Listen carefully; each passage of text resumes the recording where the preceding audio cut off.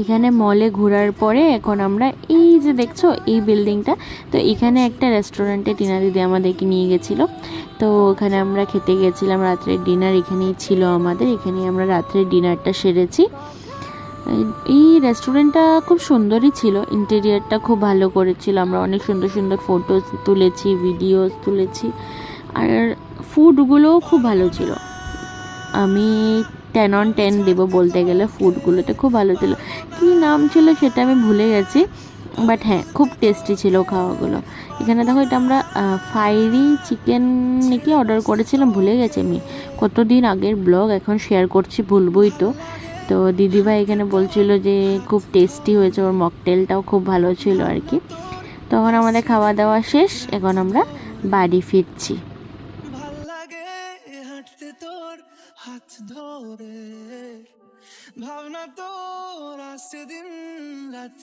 Resto থেকে বেরিয়ে আমরা একটু চারদিকে দেখতেছিলাম দিল্লির নাইট লাইফটা।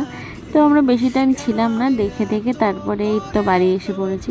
বাড়ি এসে আমার স্কিন কেয়ার তো করতেই হবে, কারণ মেকআপ করে ঘুরতে গেছিলাম, তো এসে তো মেকআপ উঠানোটা ম্যান্ডেটরি না, স্কিন কেয়ার তো করতেই হবে।